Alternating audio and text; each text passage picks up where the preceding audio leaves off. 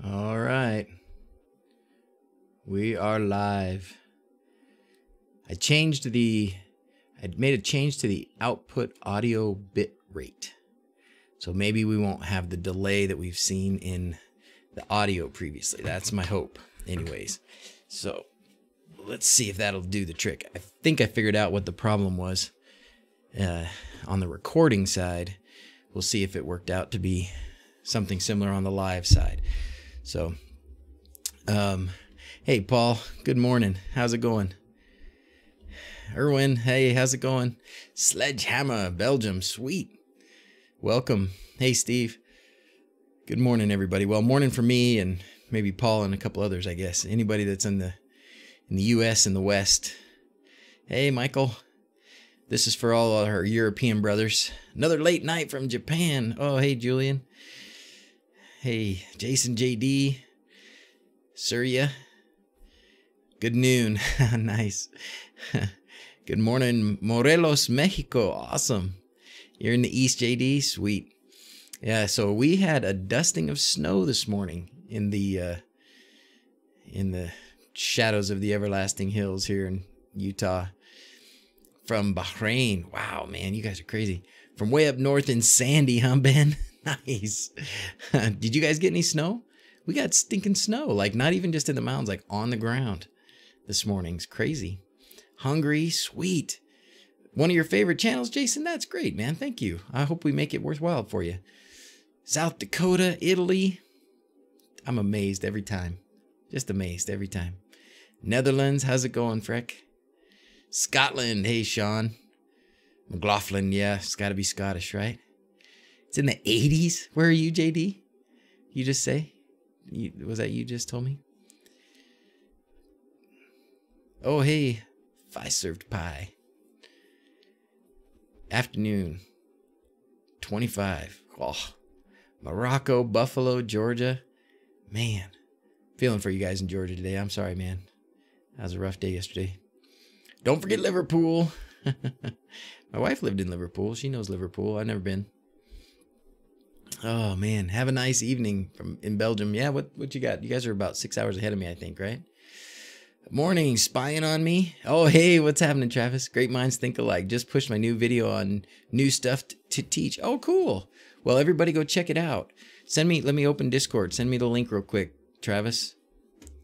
I'll post it. Find your Sonoff device with Tasmota not without reason. Do you have reliability issues? Sometimes what I've found to be the biggest issue with reliability usually has something to do with the Wi-Fi signal.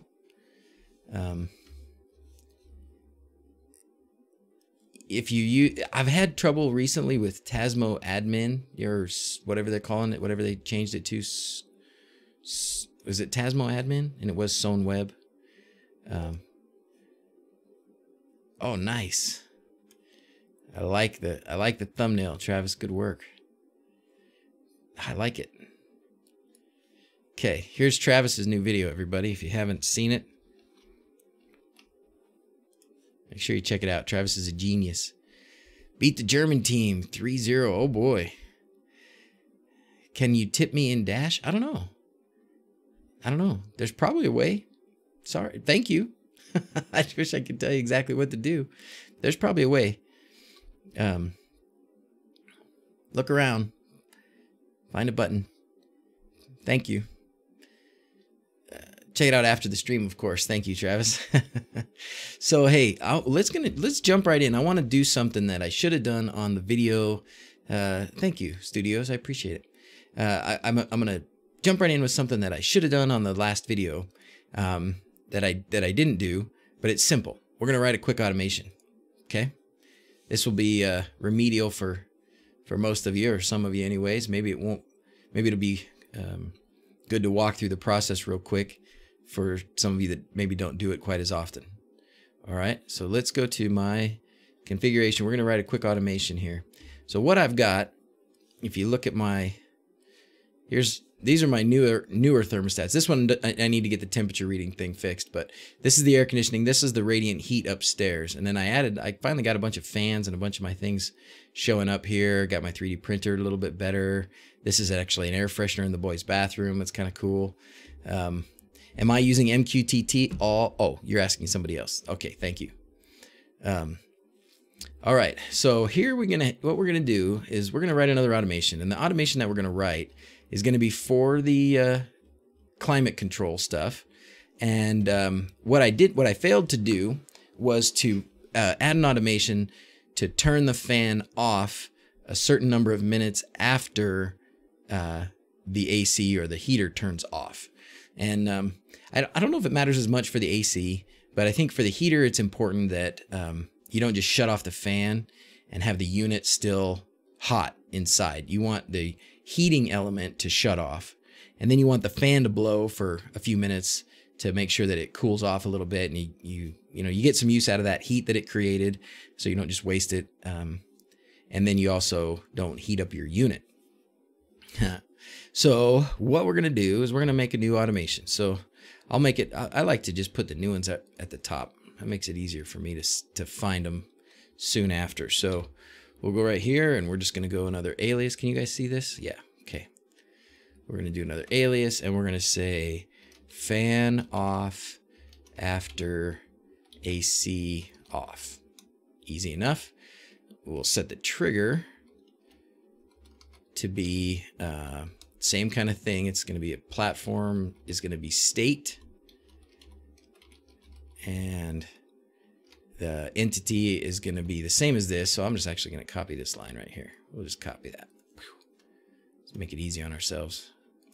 Less mistakes if we just copy and paste, right? But this time, it's going to be when the trigger is actually going to be when the AC goes to off. All right. Forgive me for ignoring chat for a minute. I'll put it in, I don't know which, sometimes it seems to matter if it's double quotes or single quotes. In this case, I don't think it matters. All right, so that's it. So now every time the AC goes to off, this thing is going to trigger. And so now we want our action to be, first, I think it's a delay. And I've not written a lot of delay. So let's go to Home Assistant page, automations. This is a good lesson for how do you figure out what you're going to do. You go to the documents. First step, automation and action. Oh, I want delay. Action. There you go.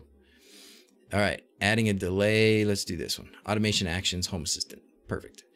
So what we want is, and then action, there's service, and then, okay, so we don't even need service. So after action, we can just do delay.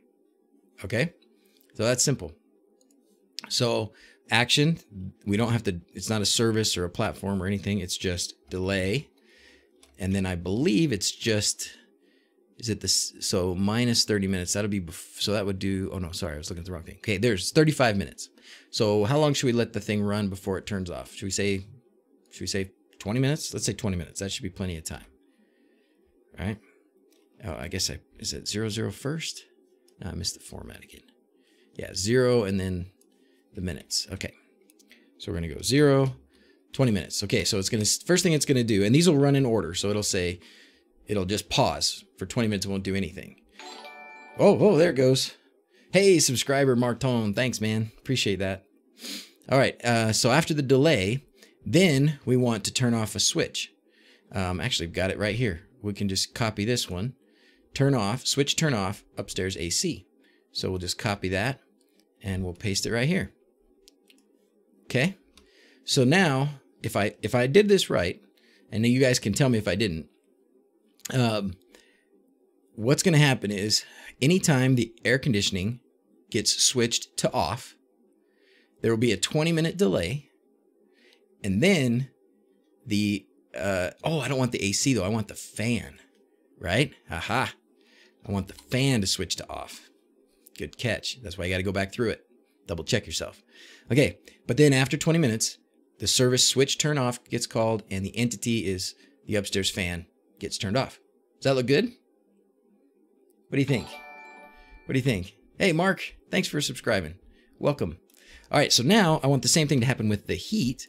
So I'm just going to copy this whole thing, paste it down here, and then just change a couple of these things. Heat off.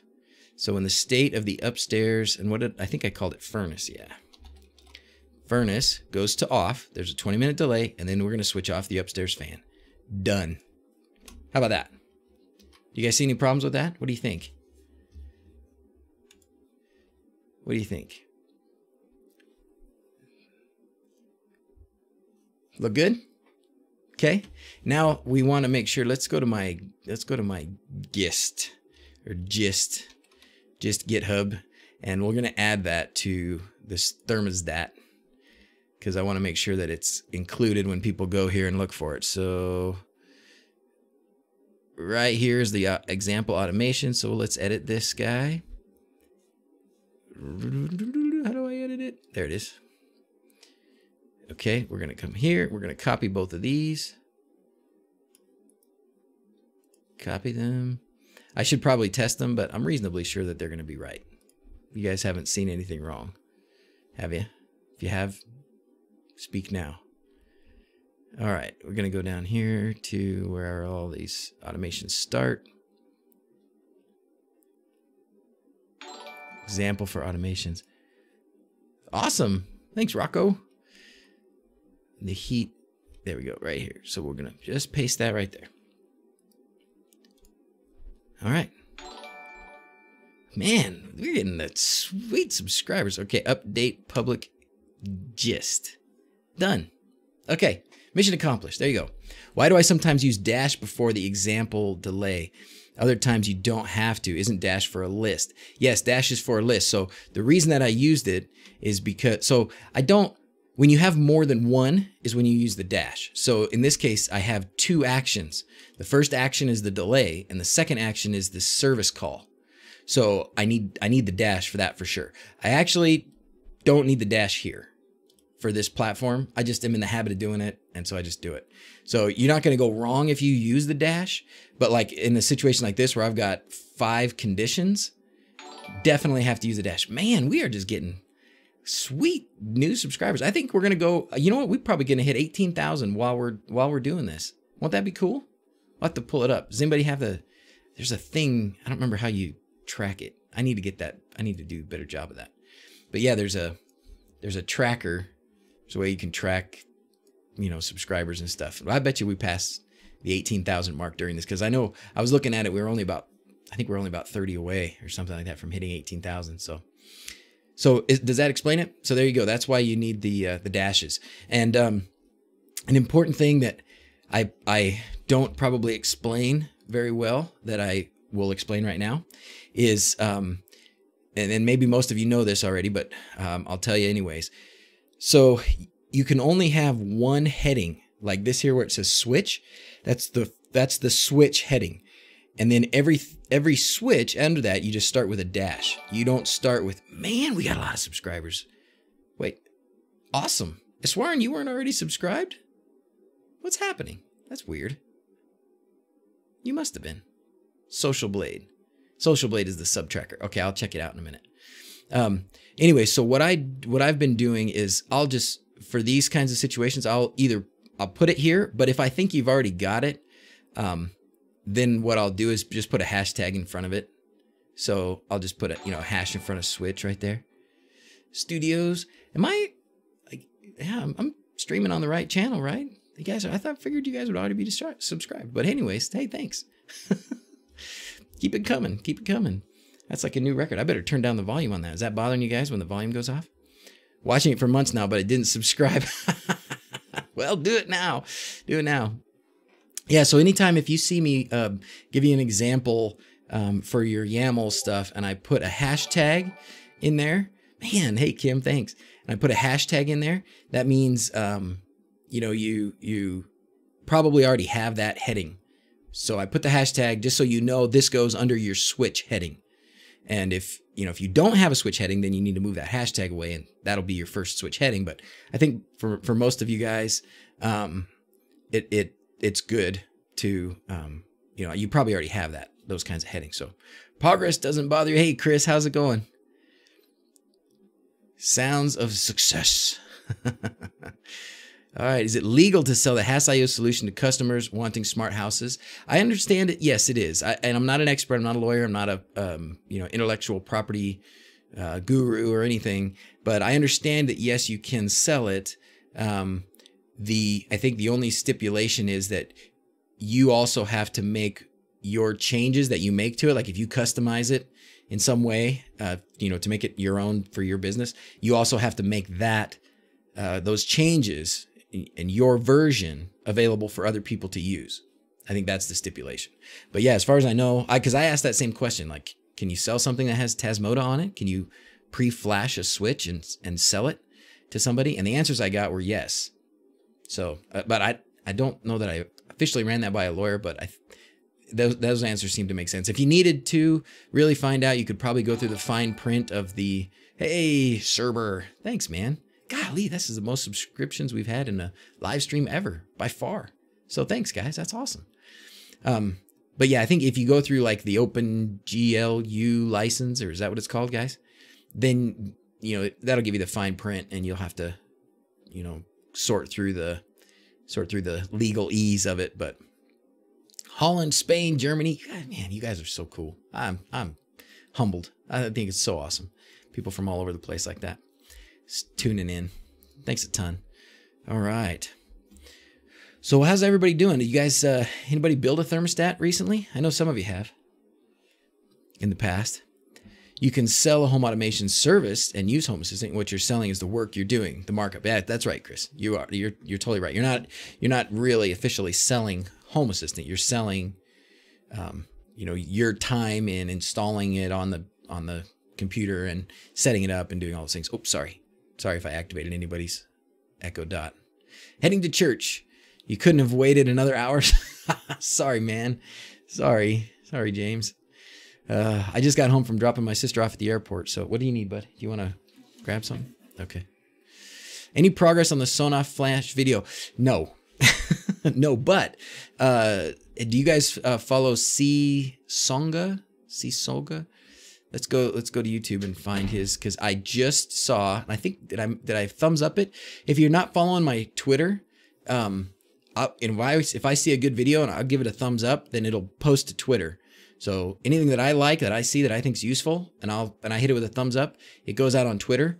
And so if you're not following the Twitter, follow the Twitter. I think there's a link. There should be a link in the description of the live stream. So let me go to YouTube. And we will find, I love this, Paolo. We are getting some, there we go. See, 17,937. So we got a ways to go. It doesn't update super fast. So we might not make it. Song.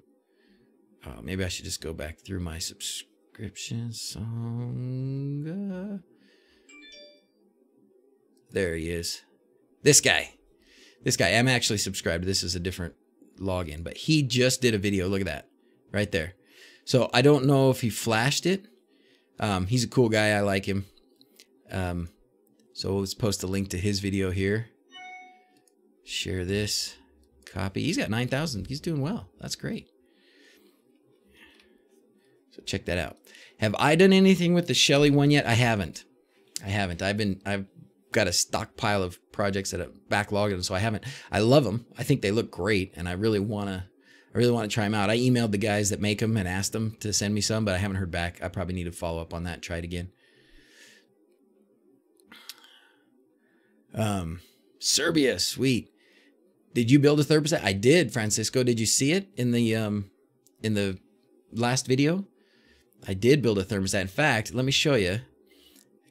South Africa. Fantastic. Hey, Peter, how's it going? That's great. Let me show you my... So I said in the thermostat video that I just did, I said I would talk about the rest of my system in the next live stream. So here we are in the next live stream. So we are going to talk about... Oops. Wait. Webcam. Where is it? I want my webcam to come on. I don't know where it went. Huh. I'll have to figure out how to get it to turn on. Maybe if I hit one of the desk. desk and right. There's what I want. Okay, beautiful.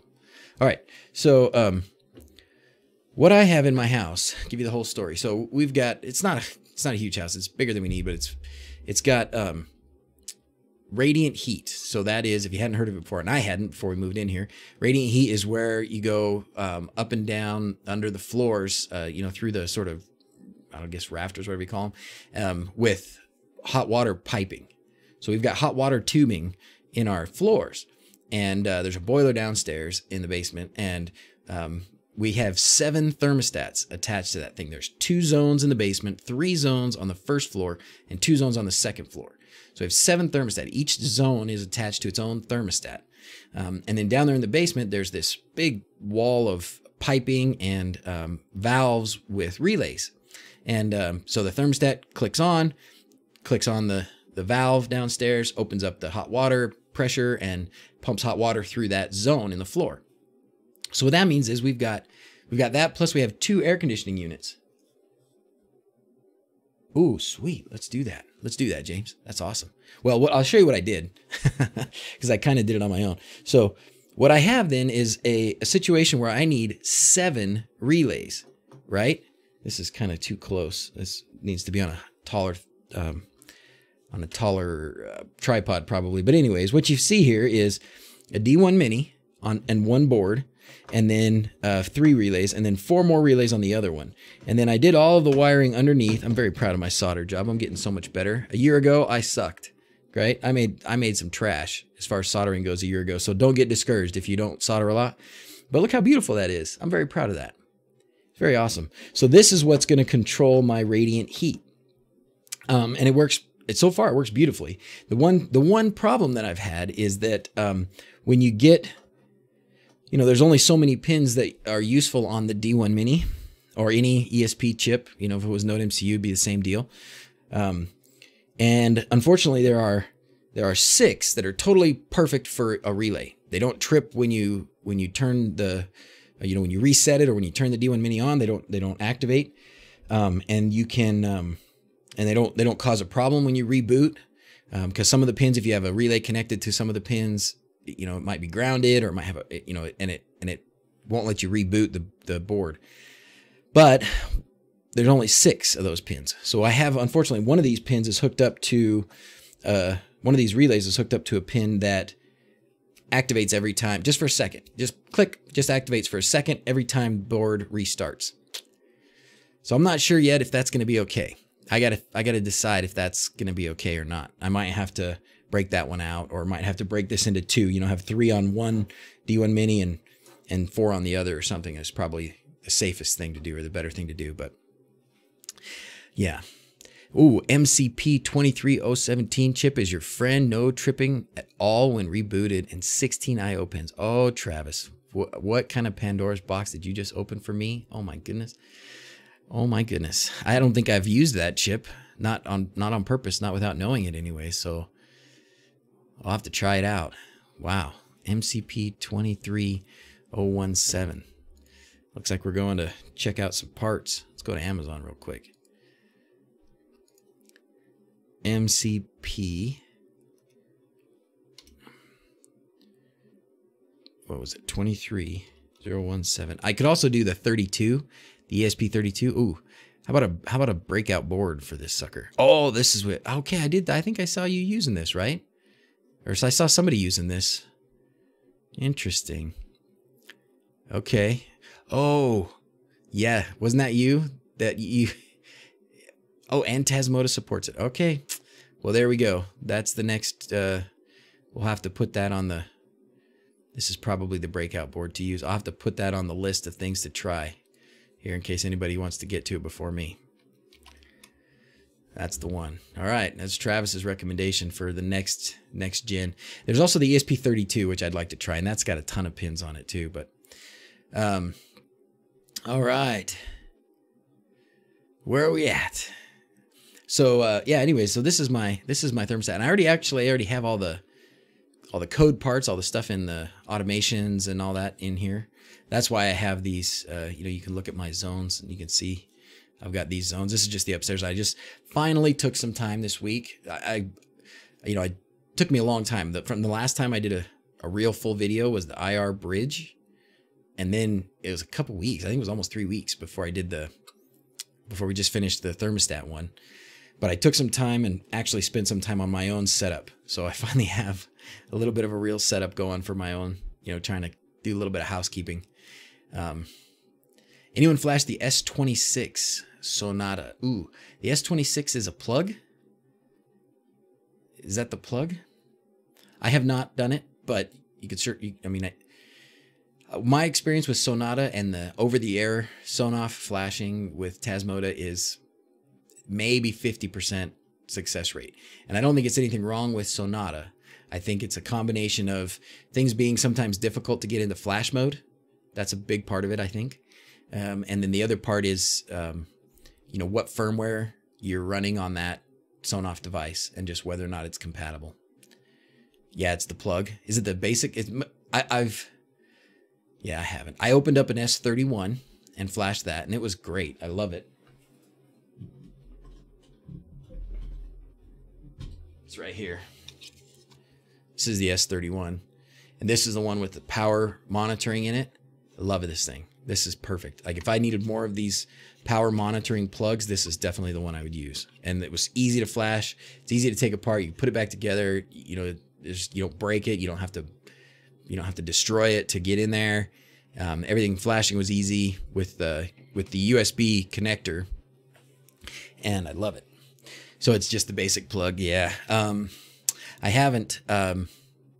What have you running into problems? You've tried it and you're running into problems? My guess is it's going to be, you know, it's one of those two things. It's either getting it into flash mode is the problem. So there must be a button. So hopefully that button is attached to GPIO 0. It should be. Oh, there you go. I have. It did not work via OTA. Ended up soldering headers to it. It was more difficult than the Sonoff Basic, but it worked for me. There you go. There you go. I've also been using, I would not recommend, I think I told you guys about these little plugs before. They're good. I don't remember the company, but they're good. I've posted links before to this. They use the Tuya app, and they work. And the Tuya app, you can integrate. They go to, you know, it's using somebody else's server, so it's not great. These I would not recommend trying to flash because they are a beast on the inside. They are just horrible on the inside. And, you know, I traced out where all the pins are. I think I told you guys about this on the last stream, but probably this is a different audience. But I've traced out where the pins are, and they're like under here. So the RX and TX are down here, and then the button is GPIO 0, I believe. So that should be okay as far as getting into flash mode. And then you just have to try and find some ground. What I had to do was I had to get right on the ESP chip right there, and with my multimeter touch with continuity, touch where I knew more or less the RX and TX were going to be, and then, you know, I had to start poking around back here on this other side to decide, you know, where they are. And I'm going to go ahead and do it. I'm going to put some wires on there and do the flashing just to show that it's possible to really go through everything that it takes, but it's painful. I wouldn't bother. And they work fine with the Tuya app. So for the non-critical stuff like that, you know, you understand the open therm protocol? Are you asking me? I probably don't. I probably don't. All right. Oh, good. Chris and Lucas, I'm glad you guys are working something out. That's wonderful. Love seeing that. That's a huge part of the community, fellas. I can't encourage you enough to spread what you know. Help out when you can. And you know, when you're on the receiving end of that help, you want to turn around and try and find somebody else that maybe you know something that they need to know and that you can help them figure it out. Because there's no way, you know, we can all do this so much better and so much faster if we just share what we know, you know. So, and it's not always easy. It's hard. It's hard to give help. It's hard to give help like this. Like Lucas and Chris, you got a great point there. Maybe, you know, doing something like this in a chat, whatever problem you're trying to solve, you know, some formats make it really difficult, and sometimes sending little short messages make it really difficult. So Discord has a nice screen share voice chat option. that works really well. Somebody can show you their screen or their webcam, and you guys can kind of work out solutions that way. And it's real simple on Discord to do that. So anyways, keep up the good work. Keep up helping. For the thermostat, for my thermostat, Open Therm Protocol. I don't know, Erwin. All I used for my thermostat was all the Home Assistant stuff. So I used the climate, the climate component, some simple automations. Yes, no input. What delay did you put on your fridge door sensor? Good question. Let's look at it and see. I can't remember. I think it was like 5 minutes. 2 minutes. 2 minutes. So here it is. Can you see it? This is the fridge. This is the fridge door sensor.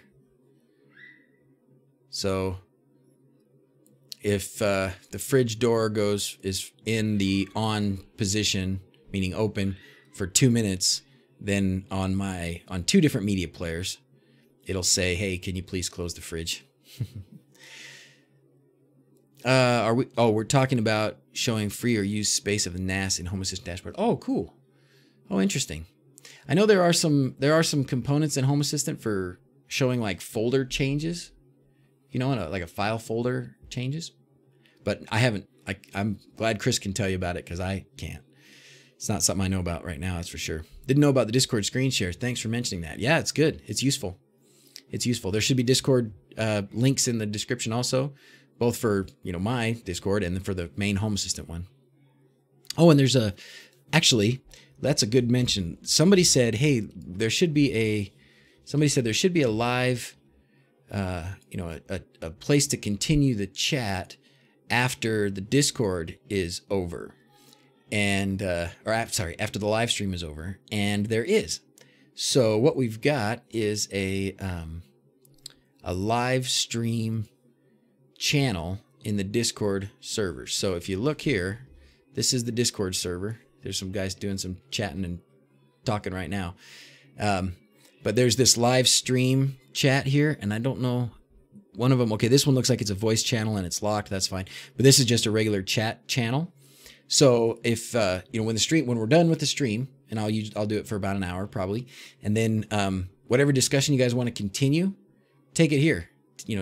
Take it here to Discord and keep the chat going, because I know usually you guys are talking about something, helping each other out, and then when the stream ends, it's like, oh, we want to make this permanent. We want to keep this going. No limit. Generate a new link. Copy. So if you're not already on the Discord chat, now you can be, and whatever discussion you're having at the end of the stream, you don't have to stop. You keep it going. You can just take it to the Discord channel. All right, one cool feature on Discord is that it's great is search. You can find people talking about stuff that you might have missed or need help with. Oh, that's cool. I think I've used that. Let's open it back up. Oh, I just closed all of Discord. That wasn't very smart. Big surprise, I do things that aren't smart sometimes. Oh, okay, I see. So Chris is doing the learning and Lucas was doing the teaching. Okay. All right, so yes, if you can do a search, so you can go to one of these and you can search up here for users or mentions. Can you see that? Nope, can't. It's over here. Up here in the corner, right above my mug, right above my melon. You can see this where you can search for different topics. So if you wanted to search for mention of a user, specific date. Let's see, can we just do, is this where you search for it? What if we just did thermostat? Or is this just going to be users? Yeah, that's just going to be users, isn't it? Yeah, so I could find everything that Travis has posted. Look at that. Whoa. So where does the other search go, Travis? There's another place to search for stuff. Is it up here? Place for... After this stream, I'll check out Discord and sign up. Thanks, Mark. Thank you. I think, how's Hacktoberfest going? Are you guys contributing? Did you see the new, so the Home Assistant has a new version as of like a couple days ago, I guess. I don't know exactly when it came out, but get your wallet here, dash.org. Oh, cool. Okay, release notes. And they've added some stuff, including, this is interesting that I thought, oh great, there it goes again. Like I put something out in a video and like a day later it's outdated, but this doesn't actually outdate it. But these are just, they made a couple of the custom cards, official cards. So I think that'll happen more and more as, you know, Lovelace has been around longer. Let's switch this back. Okay. But anyways, they made a couple of these cards, but one of the things that they're talking, like the first thing he talks about here in these release notes is how great Hacktoberfest is going as far as people contributing and getting into the documents and making additions and corrections and helping out. They're like, we are like the approvers, the people who are set up to approve these things, like Frank, and I'm sure there's a bunch of others. They're like overwhelmed with all of the changes and the things. So that's fantastic. So keep it up. Keep it up. What kind of valves or relays are on your floor heating? Parents also have those, and I want to automate them. So when I look at the box, I'll do some sort of a little video about it. I'd have to run down to the basement right now, and that would be quite a disruption to the stream. But what I see when I open the box is I see what looks to me like a simple relay, a simple, you contacts, and then there's a fairly large relay. And I don't know if it's large just because it's older or if it's somehow more complicated. I don't know. But it's essentially in this box, there's a relay, and then the relay goes to a valve that is, it's in some copper pipe. It's fairly large. It kind of looks like a sprinkler valve, but it's a lot bigger and a lot more robust. But really, the whole thing is just triggered off of a thermostat. So two wires make contact to each other, and it opens the valve. It's that simple. So all I'm doing is taking the two wires that used to go to the thermostat, and then the thermostat did the thinking and connected those two wires. I'm just taking that and putting it in my relay connected to my D1 Mini. And so my relay connects those two wires and does the same thing that the thermostat did. Some people have brought up the idea, and I think it's a pretty good one. If you're concerned about whether it's whether your new system, right? So we make this new smart thermostat system with the ESP chip and the relay. If you're concerned about the reliability of that, I think you could run them in parallel. So you don't have to take out your thermostat. You can leave your thermostat, but you just connect two new wires to those same contact points on your heating system or whatever you're using. And then those two new wires just go to your relay and your ESP chip. Then maybe you could, set your thermostat at a threshold so that your old thermostat would come on after your new one if your new one doesn't work.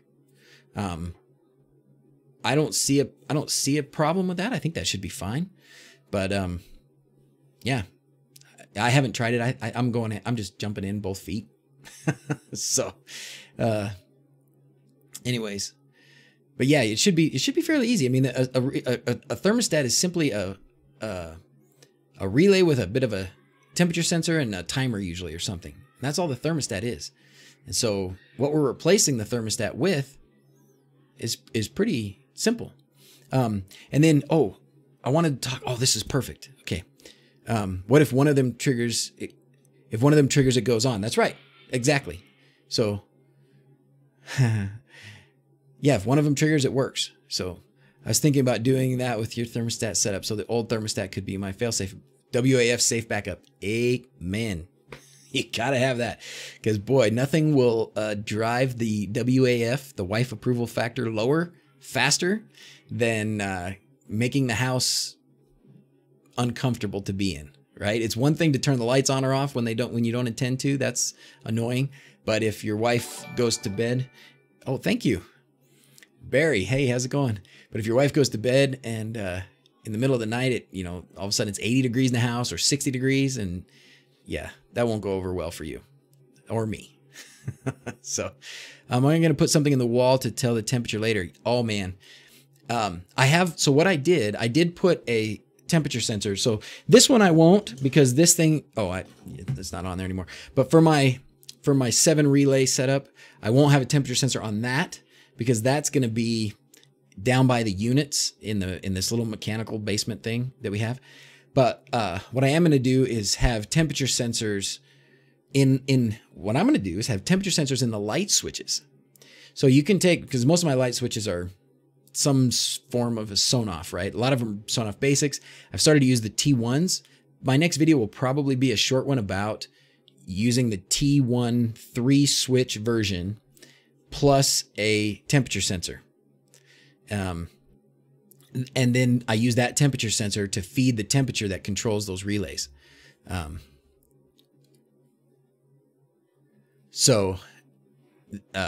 Yeah, that's what I do. So you can add one of these fairly inexpensive DH22 temperature sensors. They're a couple dollars each, and you can add them to what I found is the RX pin works fine. So like on the T1 3 switch Sonoff, when you flash it with Tasmota, you only have a couple pins left over, and the RX pin seems to work as the temperature input. So that's what I've been using, and it seems to be good. I did it a couple days ago. I've been watching it, and I haven't seen a problem. So let's see what Tom says, and then I remembered what I wanted to talk about. I want to talk about hysteresis. Remind me if I don't get to it soon. Otherwise one accidentally turns on. Wait, the AC fan off automation. Shouldn't you add a condition to ensure the heat is also off before turning the fan off? Ditto for the heat off automation. Let me see. Let's go back and look at it. So, oh, I see what you're saying. So, well, what I did, let's see if this answers what you're asking, Tom. So the first one that I did is I wanted to say the air conditioner. Well, I said, okay, that's not the one. Oh, yes. Yeah, it is. So what I said was anytime the air conditioning is on. So in this case, I said if the upstairs AC is on, then the upstairs fan will automatically be switched on. Right? That's part of what you're asking. So anytime, and I did the same thing for the heat right here. No, that's not it. Right here. So anytime that the heat, the furnace is on, the fan will also turn on. Does that handle what you're talking about? Yeah, because otherwise, if it accidentally turns the AC on and quickly switch to heat on, I'm afraid the fan off after AC off automation will turn the fan off while the heater is still on. I don't know. Maybe it will. I'd have to think through that a little bit. But that does bring up an important point. Relay, so the fan really isn't on the AC heat. Relays cannot trigger. Couple things. Okay, so I think this, so some people in the comments for this thermostat video brought up something called hysteresis. And I hadn't heard of it before, not in this context, but what, you don't think that would fix it? All right, we'll talk about it in a minute. Let me see if we can sort this out in another way, because the climate component in Home Assistant.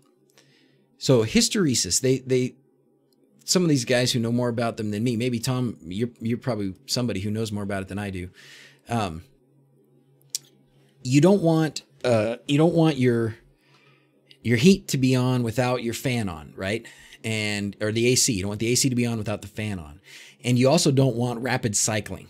You don't want your AC to turn on and then turn off, like, a minute later or whatever. Or, you want it to be on and you want it to stay on for a while and then to turn off. That's healthy for the unit. If you don't do it that way, if you turn it on, turn it off quickly, it's going to wear out, break down, and that can be expensive.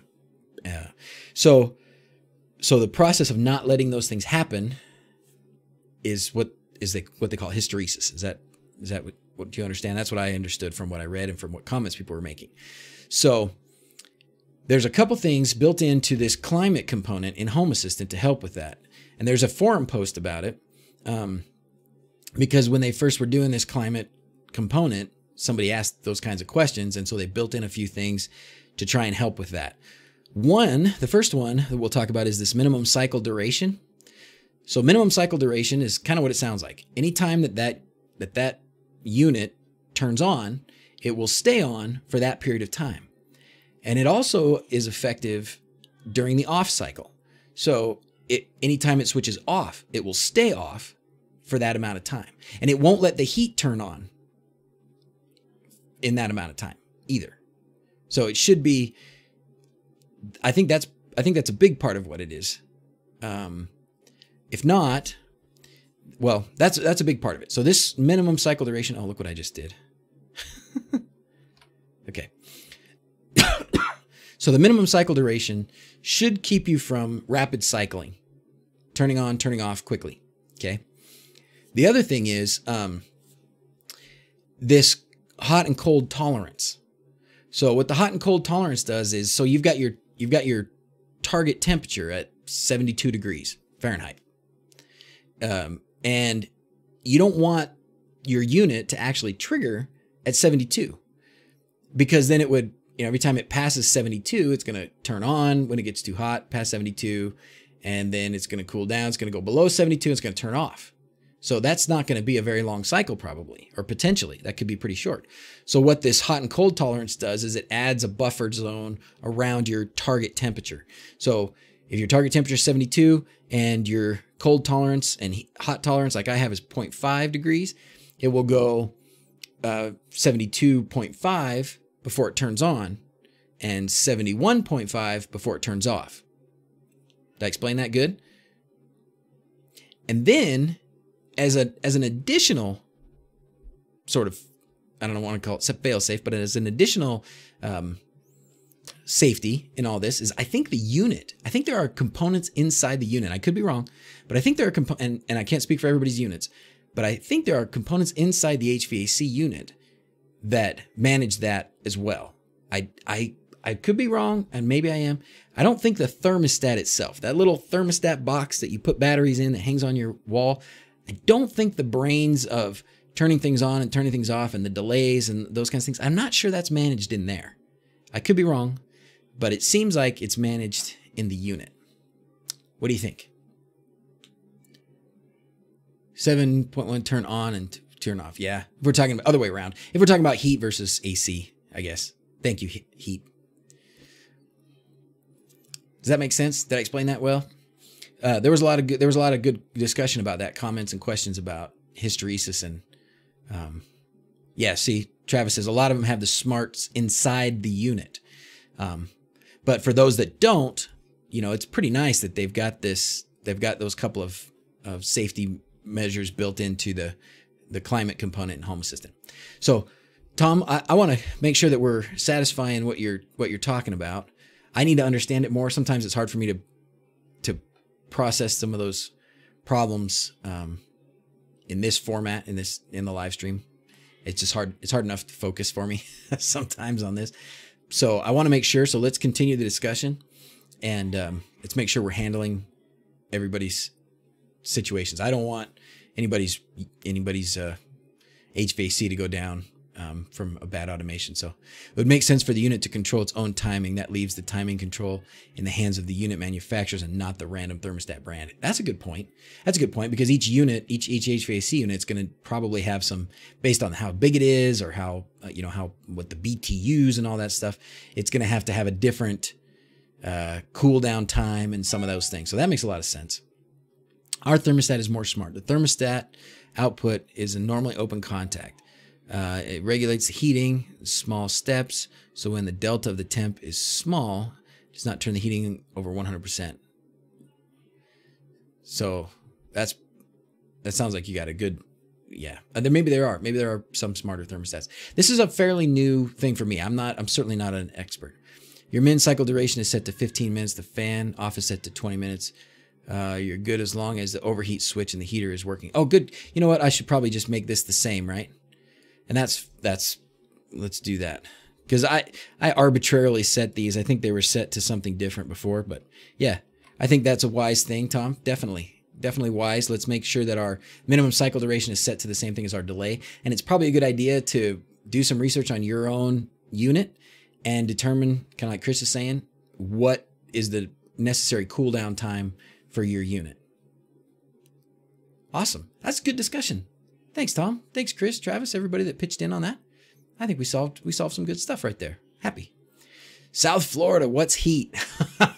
Gosh. Oh yeah, nobody has a heater in South Florida, do they? Oh, the open therm protocol. Oh, that's cool. Erwin, I need to learn more about that. For 15%, that's... Oh, I got you. Okay. Rule. Oh, Sam's got some rule stuff going. Hey, Doc, use rules in Tasmuda to set a delay for the fan to turn off. Hopefully we'll cure the hysteresis, something like this.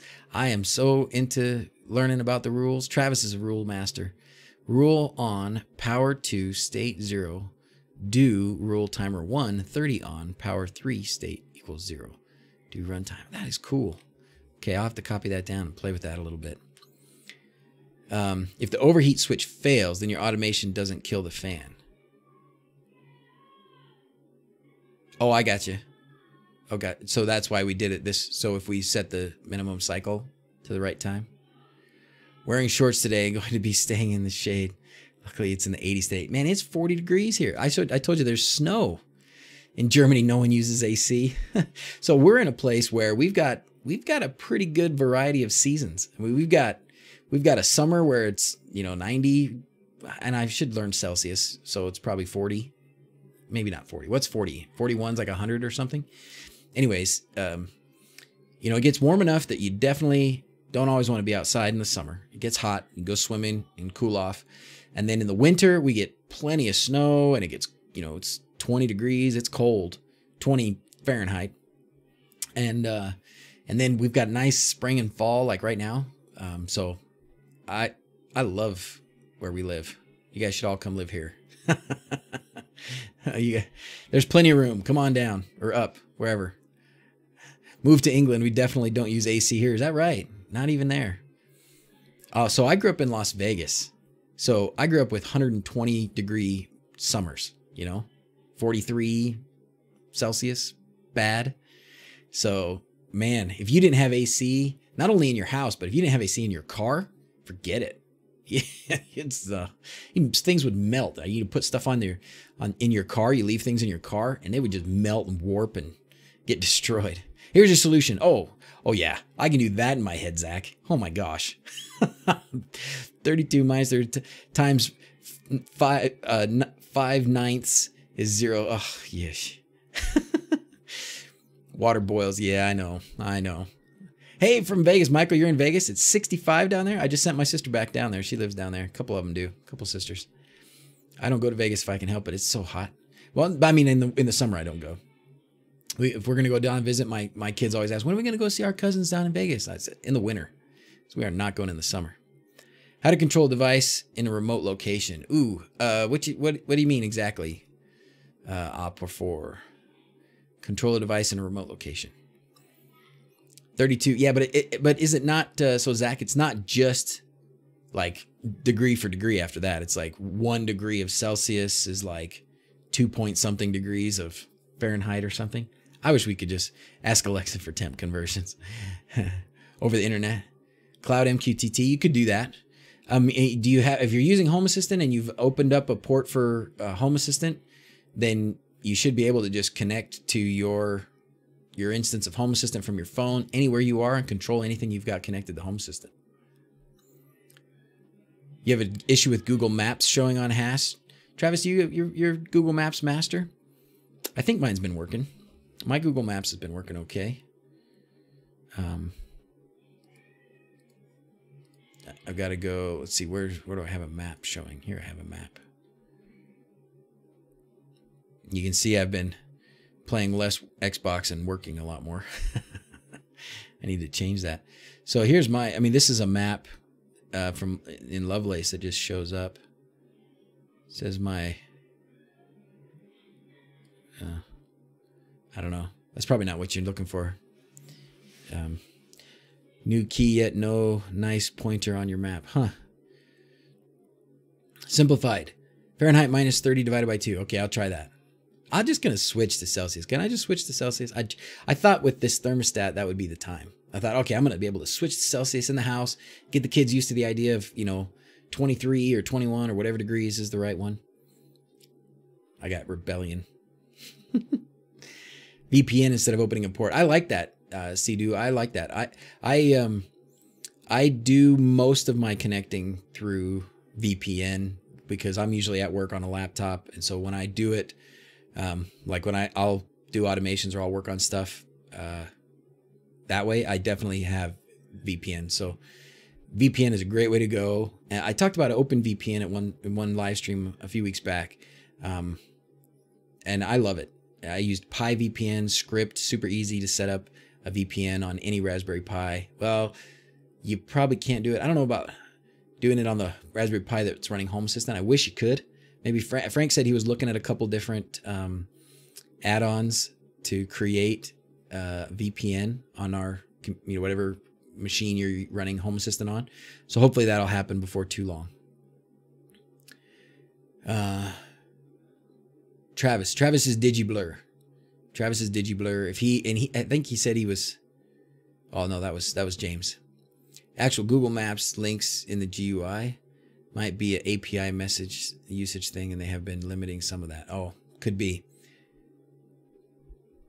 pfSense. Tell me about pfSense. I've heard that before. What is that? Remind me. Said about 1618 in the UK. Okay, so that's what normal is. We're somewhere between, depending on, we try and keep it comfy, but we're not crazy about it. In the summer, as long as it's 72, 74, we're probably comfortable enough. And then the winter, as long as it's 68, somewhere in there, comfortable enough. Yeah, there you go. Travis can help you in Facebook, and there's a lot of other people. I'm sorry, I don't know enough about it at the moment to help you out. Too much heat. All right, pfSense is a software-based router running a various hardware. Oh, okay. In winter, for VPN, check out Softether. Oh, cool. Or Softether. Okay. Sledgehammer. Softether.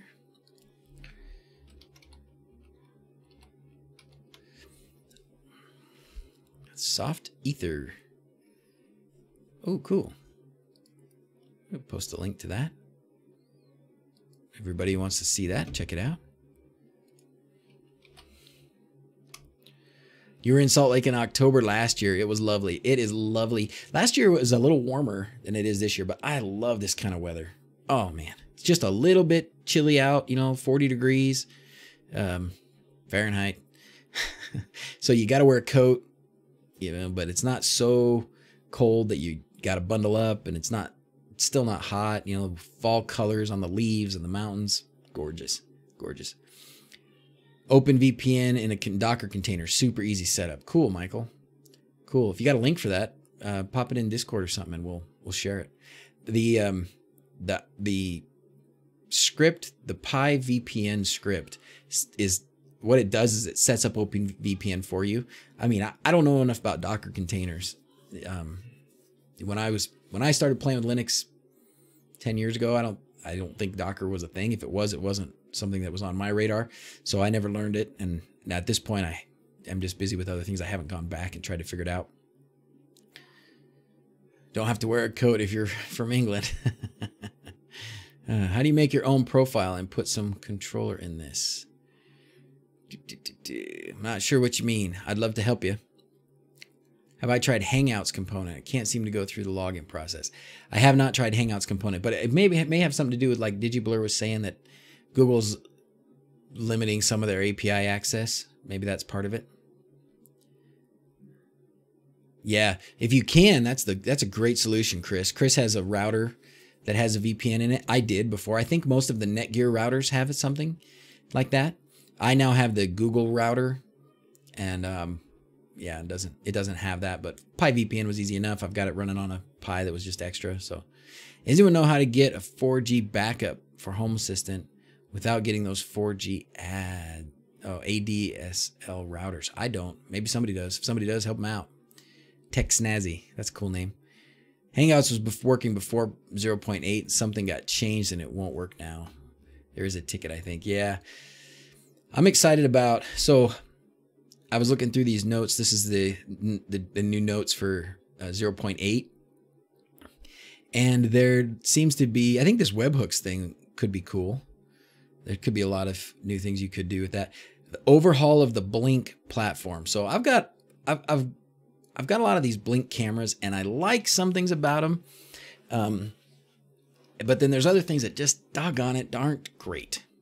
So I'm hopeful for this overhaul of this Blynk platform, that maybe we can get more updated photos. Maybe we can watch video, you know, through Home Assistant. But on my very soon to-do list is set up Blue Iris. I'm just going to go ahead and buy it. It's like $60 and buy Blue Iris, and then some bunch of cheap webcams and try them out and get my camera system set up that way. That's the plan. If you guys haven't seen, if you don't have a ton of cameras, Frank set up a Motion Eye add-on now. So there's a Motion Eye add-on. Motion Eye is a, you know, a Pi-based camera viewing platform. So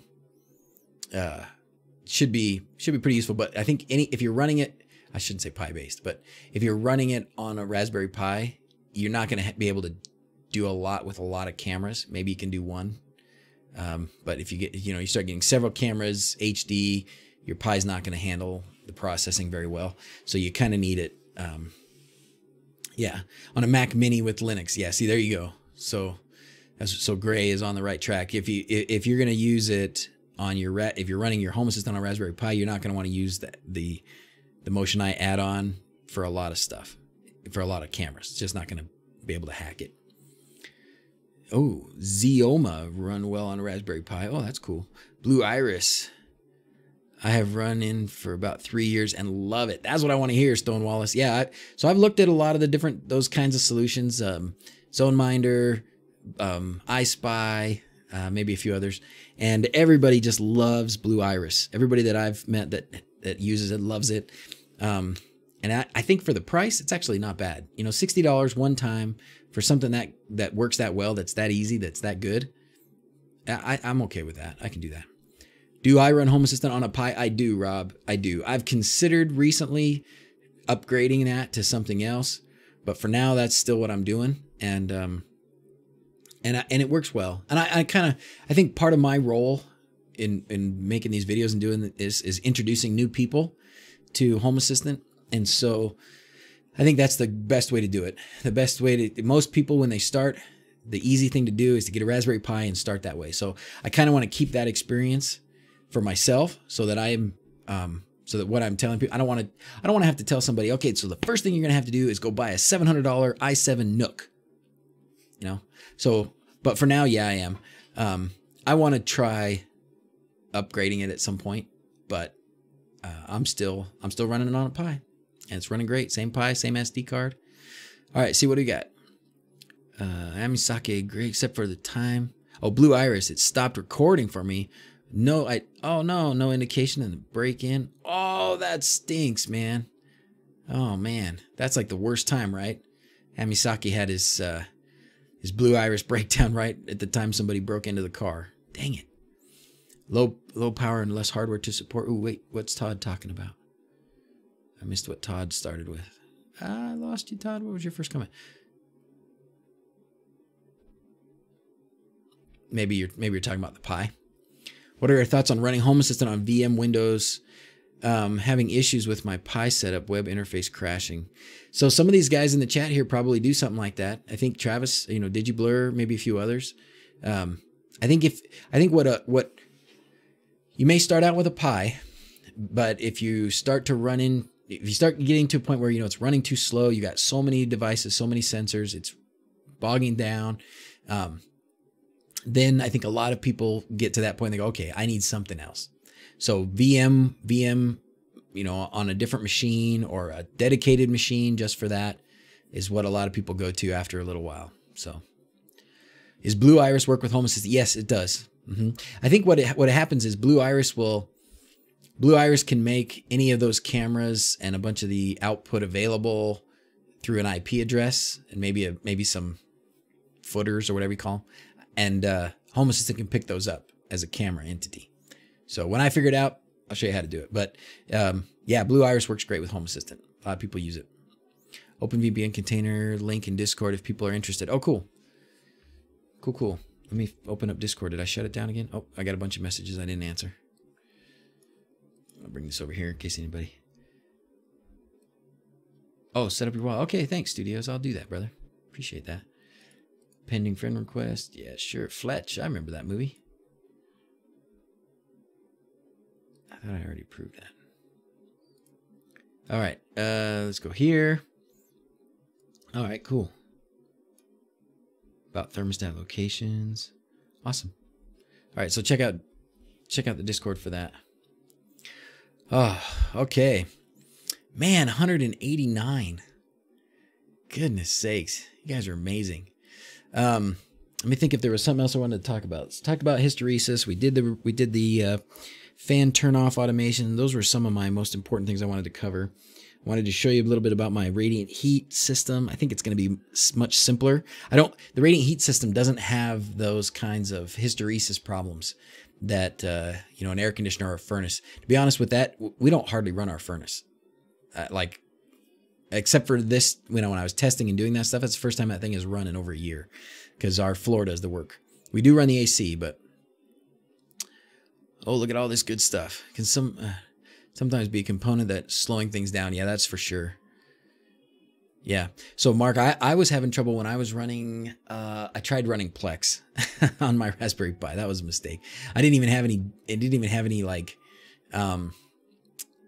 you know, material or whatever. I didn't have any videos or anything that it was running, but I tried running Plex and that slowed down my restarts a ton. So I took that off and then it got a lot better. Starting running Pi, Home Assistant, MQTT, Node-RED, moved everything to a QNAP Docker. Nice. I'm using the Blynk camera system. I've got 7 of them. Give it a 7 out of 10. Yeah, Dave. Yeah. You can't record manually, only by motion. Yeah, it's kind of, and you have to use the app.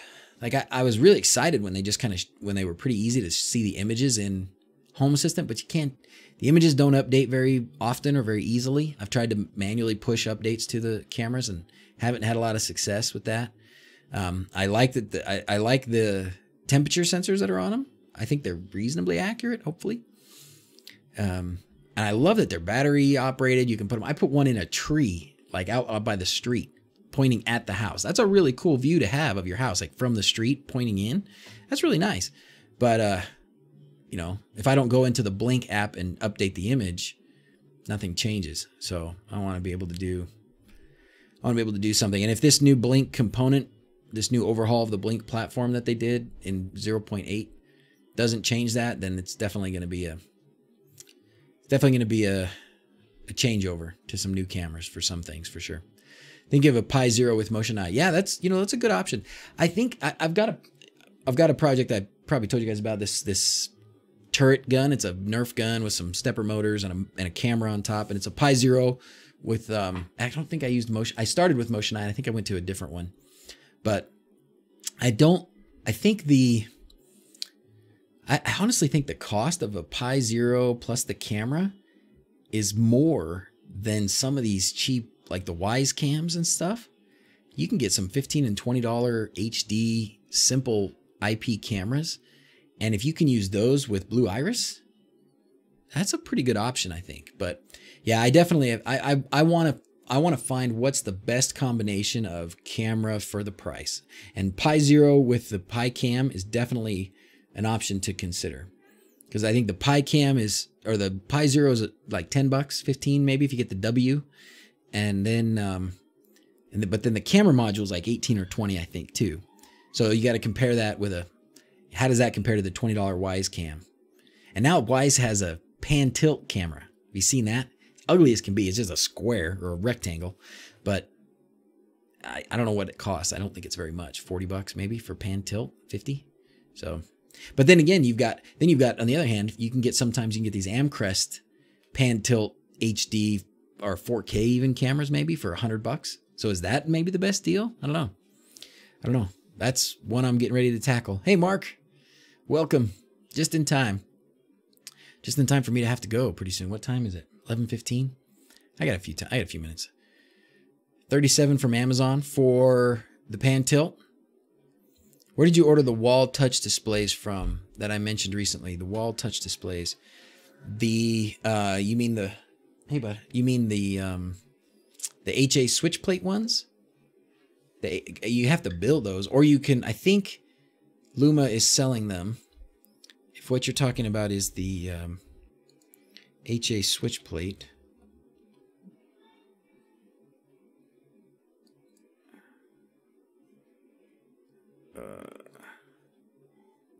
Is this the one you're talking about? Is this the one you're asking about? This HA switch plate?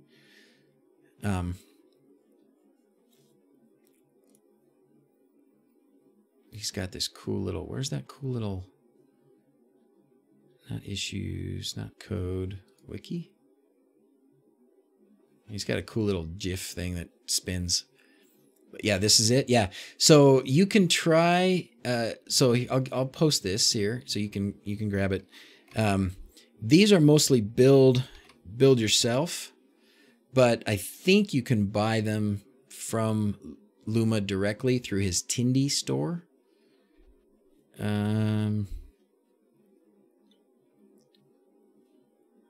But I don't know for sure if that. Here, he is offering the devices for sale. I think they were like 65, and he'll have them all built for you. They're pretty cool. I've got some I ordered from a place in China. The circuit boards. So these are his circuit boards, and then I've ordered the components, but it's going to be a month probably before I see them actually arrive. But yeah, this plus a D1 Mini plus a power supply plus a Nextion display, and I think that's the major parts of the components, and then a switch plate that you can 3D print or something, and you're in business, and you can get this cool little colored touch display. And I've got, how many of these did I have? 10. So that's more than I'll actually build probably. Did you just say there's an upgrade coming to the Blynk component? Yeah, Dave, there is. It's in the newest version. So this is 0.8 of Home Assistant. One of the things that they changed was an overhaul of the Blynk platform. I don't know what that means yet. I haven't looked into it. I just read it this morning, but it's there.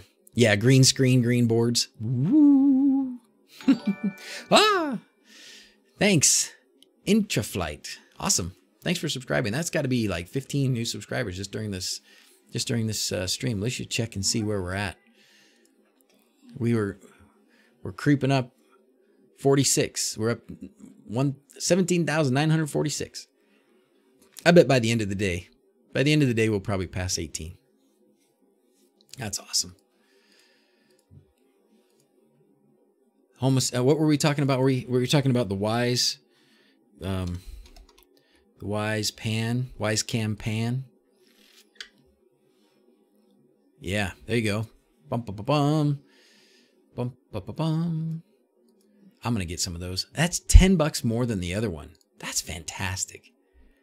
My word. Like, that's going to be hard to beat, man.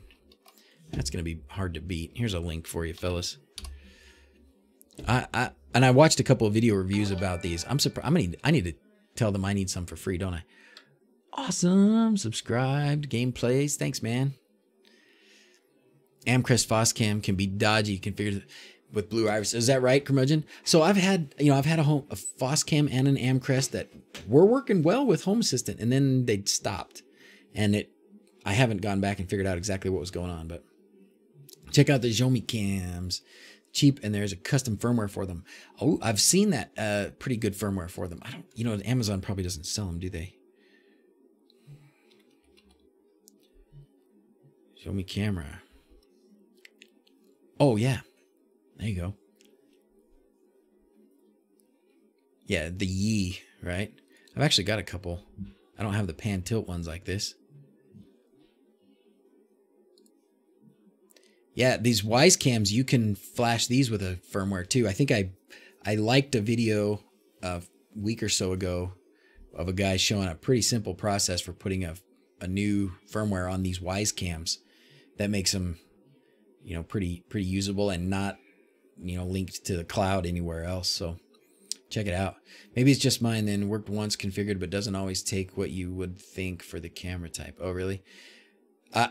Well, mine worked, but then they stopped. So pay attention to how wide the viewing angle is on the cameras when you buy. Amcrest and Foscam can be pretty narrow. Ooh, good advice. Sweet, more subscribers. Thanks, Victor. We're gonna maybe we'll make it soon. I can't stay on forever. I hate to turn it off. I hate to turn off the stream when I got 193 people watching. That's too awesome. That's what it says, 193. That's amazing. Oh, by far, that's the most by far. Congratulations, everybody. You did it. Set the record. What can we do webhooks? Yeah, so did you start reading that? I haven't read too much into it, but here we go. Next up is a new way to get data into Home Assistant, webhooks. With the introduction of auth and with the introduction of long-lived access tokens, we realized that it's still annoying to have to give full Home Assistant access to an app just to get a piece of information in Home Assistant. So with webhooks, we can generate a unique URL that are improbable to guess, and the data delivered to the webhook will only go to the designated automation or component. This feature is available for component developers to integrate or for users via the new automation webhook trigger. Interesting. Webhook trigger. So in our automations, one of the platforms now is webhook. So that's cool. I mean, I've only used webhooks. I've used webhooks a little bit with if this then that, and like that's how I did my ESPN lights and stuff. So pretty cool. Do I have a LoRa on any project? I don't, Nikos. I've seen the guy with the Swiss accent do it, and looks awesome, but I have not done anything with it myself. I've tried to think of what would be the most useful use for it in my situation, and I just don't have a need at this point yet for anything really long distance like that. But can the Wyze cams work with Home Assistant? Richie, I don't think there is a Wyze cam component. We can look in components and under cameras, but I'm pretty sure there's not something already for Wyze. There's Zomi cameras and Yeet home cameras. Oh, okay. So I don't think they'll overlap and work, but I didn't know those were there. Yeah. So the reason that we've been talking about Blue Iris though is because Blue Iris does work with Home Assistant.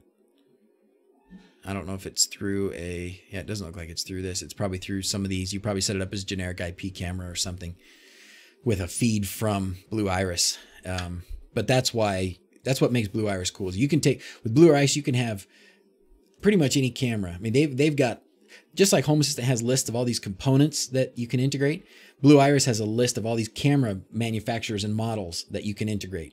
And it will figure out, you know, how to access the controls of that camera based on that camera's manufacturer's requirements, you know, what your HTTP line needs to look like to be able to move it, pan tilt, or take a picture or sense motion and turn it on and off and all those things. Blue Iris knows what all those things are for all these different cameras. So you just go into Blue Iris and you say, I'm going to set up a new camera. It's this camera. This is the IP address on my network. And it will then make it easy for you to control that camera and some other brand of camera that you set up the same way. Sue, Jow. Thanks, man. And then you can set up you know, other cameras that way, but the controls so you don't have to have a different app. You don't have to use different controls. You just do it all in Blue Iris. And then the output from Blue Iris, you can put into Home Assistant really easy. That's how I understand it. Just ignore all responsibility and entertain us. I can do that for a little while. I wish I could. Heck, that'd be a good time. There is a custom firmware for Wyze that will make it work with HAS. Oh, sweet, Glenn. What is that the one I thumbs up that video? What's it called? Can you send me a link? Hit me a Discord link and I'll post it. Because I don't remember what it was off the top of my head. And then how does it work with HAS after that? It comes in as a generic camera or something else? Yeah, shoot us the link. I could probably, let me see if I can find it before you do. You try and send me the link and I'll try and find it. And we'll see who gets to Scotland before me. However that song goes. Wyze Cam firmware. Is this version 2 firmware? That's probably going to be flashing your Wyze Cam 2 firmware. Oh, this is a different that's back to that one. Probably not the right one. I think this was the guy that I watched. I like this guy. I just subscribed to him this week. Lawn TV. He does good stuff. Show more. Step-by-step guide from Reddit. Synology security system. Maybe this. I don't think this is the one. Oh, here we go. OpenPyCam firmware. Thanks, dude. Here we go. Try that one. Oh, and then here's the one from Glenn.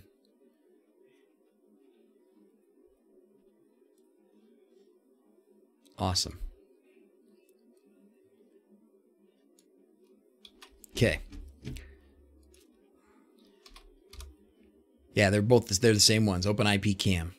Sweet. Okay. Lon's video is outdated. Oh, is it? Okay. Dang. Well, that happens. That happens fast, man. It's a fast-moving field, so things get outdated quick. No doubt about it. But what that means is we just need to make more videos. More videos faster. It's the only way to beat it. We'll never beat it. There'll never be a way to outpace or even keep up, you know, because as soon as you get something figured out, but it's okay. I don't think there's I certainly don't believe that's a reason to stop. But hey, from Romania, how's it going? Comes in as RTSP. There's another subscriber. Hey, Graham, thanks, dude. Appreciate it.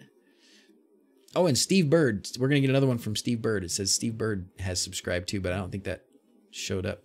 Neuralink. Ooh, that's cool. There he is. Knowing components are so expensive in the UK. Wyze can't really. Dang, that stinks. I wonder how come. Where are you trying to order them from? Is that from Amazon? Have you tried, you know, some of these other websites like AliExpress or whatever? From Saudi Arabia. Cool, cool. What are you doing over there? Living there? I knew some. I had a friend from Saudi Arabia. I had a couple actually. I knew two guys that. One guy was from there. He, you know, born and raised. Another guy, a military family. He was born there and lived there for a while, and then moved back to the U.S. They tried to teach me some Arabic. It was too hard. I like the way you write, though. I think the writing is beautiful. Just get the Xiaomi S1. It's the same as the Wyze from AliExpress. 15 pounds. There you go. There's your solution. Fast pace is better kept up with via Discord. Yeah, for sure. For sure. Nice work, man, with HasIO. Keep it up. Thanks, Mihai. Thanks. I'm trying. I'm trying. I'm learning too. I'm new to this. So I think that part of what makes what I do helpful, I think, is that most of it I just barely figured out myself. So I figured out, and I can still think about it the same way that somebody that's brand new to the platform thinks about it. And so when I explain it the way I just figured it out. And so hopefully that's helpful when people are getting started. And then once you get more advanced, you know, there's plenty of good people that can help you, and the documents are great. And you can help improve the documents, as we haven't plugged Hacktoberfest in a while, but Hacktoberfest is where you can get on GitHub and contribute to some of the documentation or some of the coding. And if you contribute at least 5 pull requests, then you can win a t-shirt, or not win, but you can get a t-shirt. That should be pretty cool. So I've contributed 2 so far, but and that was because I got busy doing this video, or else I'd have already done all 5 and then some. But yeah, get in there. You know, this is a community where we can all contribute and all help each other out. It's a great platform. No idea that's Amazon AliExpress would be a lot cheaper, but then you get hit with customs charges. Oh man, that's a bummer. DHT22, that's what I use for most of mine right now. DHT11 is, yeah, DHT11 is okay. You know, the problem with DHT11 is the accuracy is like within 2 degrees Celsius.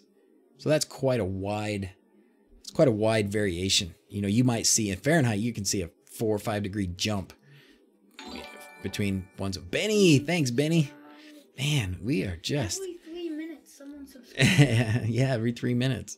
Look how many just in today. 1, 2, 3, 4, 5, 6, 7, 8, 9, 10, 11. 12, 13, 14, 15, 16, 17, 18. 18 just during this stream. Nice, man. Never had a custom bill from AliExpress. Oh, really? They always mark it down. Oh, that's cool.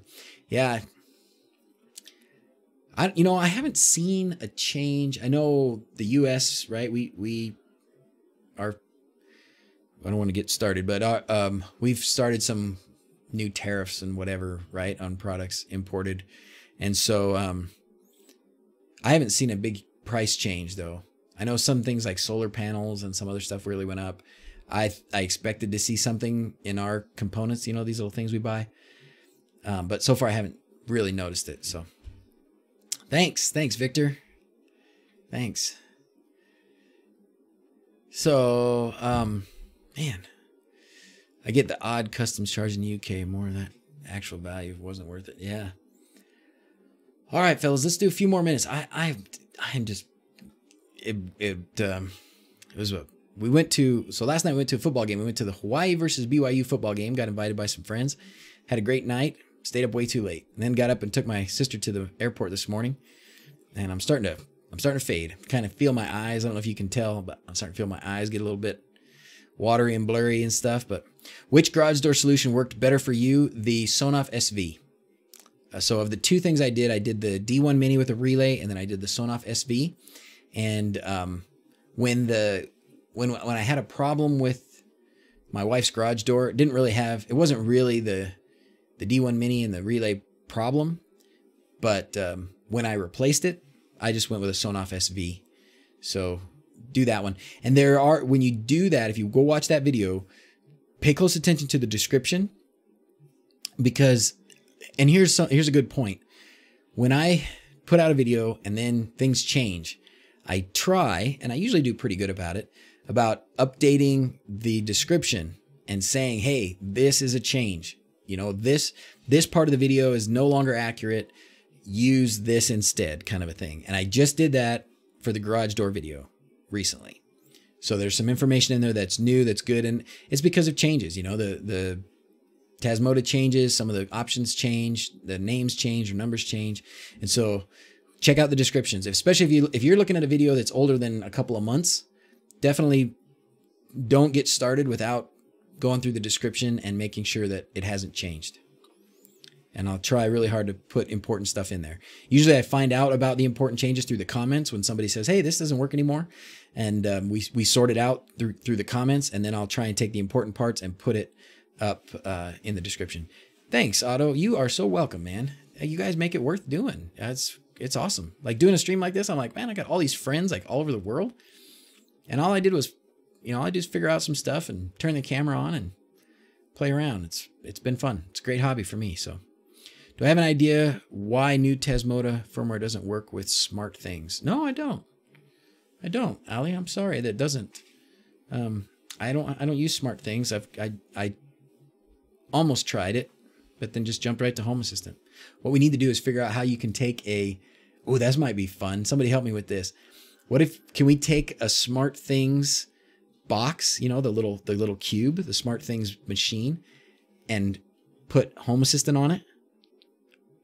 What do you think? Has anybody tried that? I have a Smartthings box I've never turned on, and I at this point don't see why I ever would. So what if somebody has a Smartthings and they want to switch to Home Assistant? Can they just use that hardware? Can we just pretend like it's a Raspberry Pi and put Home Assistant on it? That would be awesome. Let's try that. I'm amazing. Changed your life, or your house. Well, good, Zach. Thanks, man. There's, the people that deserve more credit than me are Paulus and Vasile and all these guys that do the real developing of Home Assistant.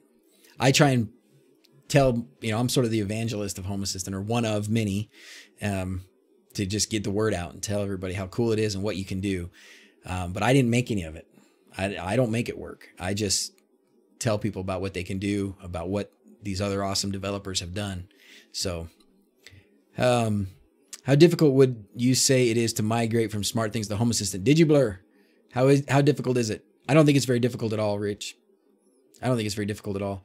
I know Digiblur has done it. And he's done a lot of things, but he was one of the ones that I said when I was I got the Smartthings and I thought, well, I'll try it. And Travis was one that said, nah, don't even bother. But yeah, that's probably the right thing. Travis will tell you, Digibler, he'll tell you, you know, the smart way to do it. So, and you can run them parallel. You can run them both at the same time. They can connect to the same components and get the same data and stuff. So I dumb it down for you. I dumb it down for myself. Like I said, I explain it like I understand it. So that's how it works.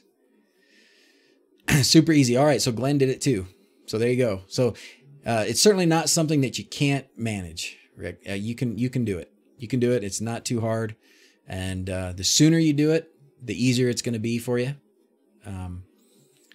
And Home Assistant is awesome.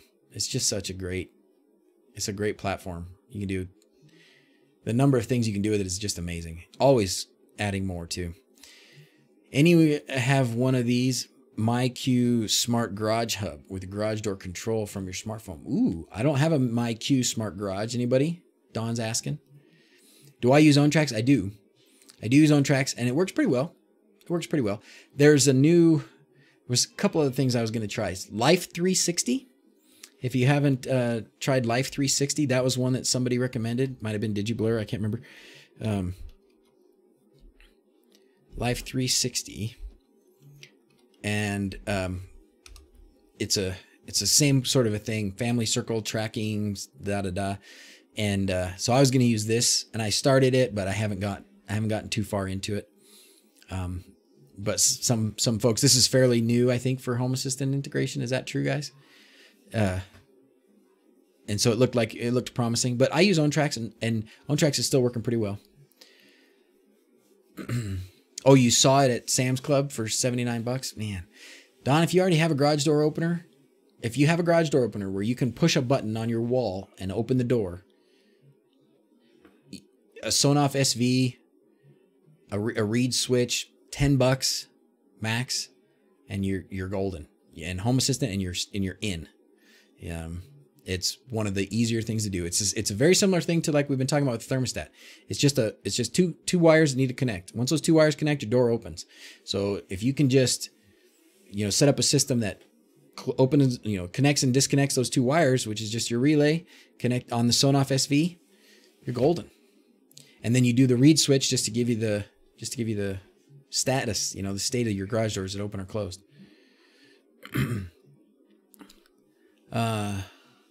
Oh, look at that. Glenn switched from, maybe it was you, Glenn, that was telling me about it. Switched from OwnTracks to Life360. Haven't looked back. It just works. So I need to do that. This is going to be it's time to get done pretty soon. All right, fellas. 185. I hate to say goodbye, but we're going to have to sign off. Do you guys want to come in and sign off? Any last things anybody wants to say? I have appreciated everybody being here. Fun stream. We'll do it again next week. I'll try and go back through. I've hired my sister now since Jackson got a job. I hired my sister to go back through and put the time codes on the different things. So we should be able to get it going. Come up here in the front, baby girl. All right, there we go. Okay, now as always, thanks for watching. Until next time, adios. Okay, everybody ready? Thanks for watching. Until next time, Adios. All right. Woo! Happy Sunday, everybody. Happy Sunday. Have a good one. All right. Everybody wants to see themselves on the camera. All right. Have a good day, everybody. See you later, guys.